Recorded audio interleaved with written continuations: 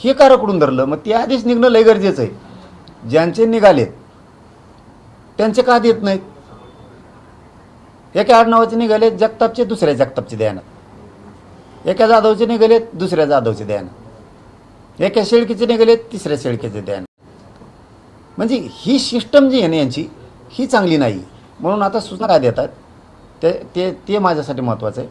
सातारा संस्थांचा गॅजेटियरबद्दलचा अहवाल आपण घेतला आहे. त्यांनी सांगितलं होतं की आता इथून गेल्याच्यानंतर आम्ही त्यांच्या ॲडव्होकेटशी बोलतो, सरकारी सगळ्या तज्ज्ञांशी बोलतो. ते काय केलं आहे हे बघणं माझ्यासाठी गरजेचं आहे. आजपासून त्यांची काय हालचाल आहे, त्या काय सूचना काढतायत, केसेसच्याबद्दलची त्यांची कुठली भूमिका आहे, नसूनसुद्धा काही पोरं त्याच्यामध्ये गुंतलेत. मग याला कोण जबाबदार? काही ठिकाणी बलिदान गेलेल्या कुटुंबाच्या एकच मुलगा होता त्यांना, आता त्यांच्या पाठीमागं माणूसच नाही, आई वडील आहेत, ते वय बसत नाही. मग त्यांचं जर म्हणणं आहे पुतण्याला द्यायची, त्यांना अडचण काय? त्यांचं म्हणणं आहे मुलीला द्यायची, त्यांना अडचण काय? ती म्हणजे नाही तू माहेरी गेली, तुला काय घेणं आहे? ती त्याच्या आईबापाला संभळेल ना, करता पुरुष घरातला गेला ना, तिची मुलगी संभळील. त्यांना पुतण्या द्यायचं झालं ते पुतण्या देतील. फक्त त्याच्याकडून हमी पत्र घ्या हे द्यायची का, कारण ती विशेष बाब आहे ना. त्याच्यात तुम्हाला अडचण काय? EWच्या पोरांचं काय केलं, सारथीचा काय निर्णय घेतात, MPCच्या पोरांचं कायचं करतायत, ते सारथीबद्दलच्या योजना सुरू करतायत का, ही आजपासूनची प्रक्रिया माझ्यासाठी बघणं गरजेचं आहे. आणि सगळ्यात महत्त्वाचं, सातारा संस्थांच्या JR बद्दल सरकारने अहवाल घेतलेला असताना का JR काढत नाही, कोल्हापूरचं संस्थांचं गॅजेटियर का घेत नाहीत, याच्याकडं माझं जास्तीत जास्त लक्ष आहे. आता शिंदे समितीला मुदतवाढ दिली पण शिंदे समिती काम करणार एक नुसती मुदतवाढच राहणार आहे. त्याला पूर्वी जशी एकनाथ शिंदे साहेबांनी प्रत्येक जिल्ह्याला कक्ष स्थापन केले होते आणि त्यामार्फत जिल्हाभरात कामं सुरू केली होती, त्याच पद्धतीचे कक्ष पुन्हा उपसमिती देवेंद्र फडणवीस साहेब सुरू करतायत का?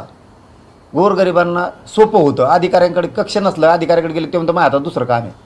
कक्ष स्थापन जर जिल्ह्याला तालुक्याला केलेले असले, तालुका आणि जिल्हा, तर लोकांना डायरेक्ट त्या कामासाठी तिथं जाता येतं. याच्यावरती काय भूमिका आहे हे बघणं गरजेचं आहे.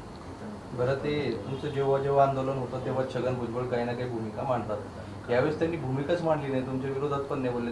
तुमची भूमिका त्यांना पटली आहे का आता? बरं झालं असं. या वयात जरी ते तेवढे जरी शहाणे झाले तरी या जनतेसाठी खूप झालं.